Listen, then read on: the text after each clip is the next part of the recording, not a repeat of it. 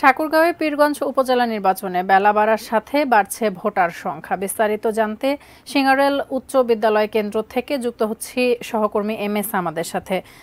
সামাদ, এর আগের খবরে আপনার সাথে যুক্ত হয়েছিলাম, আপনি জানাচ্ছিলেন ভোটার উপস্থিতি কিছুটা কম ছিল তখন। এই মুহূর্তে কি অবস্থা? বেলা বাড়ার সাথে সাথে তো ভোটারের উপস্থিতি কিছুটা সন্তোষজনক হবার কথা।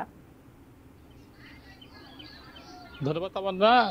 যেমনটি বলছিলেন যে বেলা বাড়ার সঙ্গে সঙ্গে আমরা এখন যে সিঙ্গারুল উচ্চ বিদ্যালয় ভোট কেন্দ্র রয়েছে, এখানে যারা ভোটার রয়েছেন ভোটারের সংখ্যা বেড়েছে। এর আগে পীরগঞ্জ ইউনিয়নের দুটি আমরা ভোট কেন্দ্রে গিয়েছিলাম এবং হাজিপুর ইউনিয়নের দুটি ভোট কেন্দ্রে গিয়েছিলাম। সেখানকার প্রিজাইডিং কর্মকর্তার বরাতে আমরা জানতে পেরেছি যে সেখানে 2000 বা 2200, 300 বা কোথাও কোথাও 2800 ভোটার রয়েছেন, কিন্তু সেখানে এখন পর্যন্ত 3 ঘন্টা প্রায় পেরিয়েছে। 3 ঘন্টাতে সেখানে ভোট কাস্ট হয়েছে 135 থেকে 235, অর্থাৎ যেখানে 2200 ভোটার রয়েছে সেখানে 200 ভোটের মতো কাস্ট হয়েছে।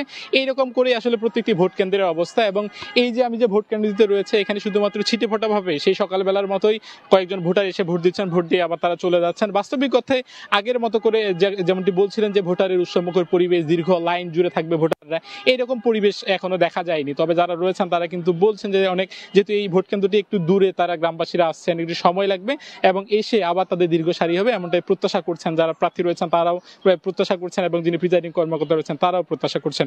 অন্যদিক দিয়ে কিন্তু সব ভোট কেন্দ্রেরই একই অবস্থা, দীর্ঘ কোনো লাইনের সারি নেই, ভোটারদের তেমন কোনো আনাগোনা নেই, যারা শুধু ভোট দিচ্ছেন আর আসছেন। এবং 10টি ইউনিয়নে ভোট হচ্ছে, একটি পৌরসভা, এবং এই উপজেলায় একটি উপজেলায় ভোটার রয়েছে 2,06,661 জন। নারী ভোটার রয়েছে অর্ধেক এবং পুরুষ ভোটার রয়েছে অর্ধেক।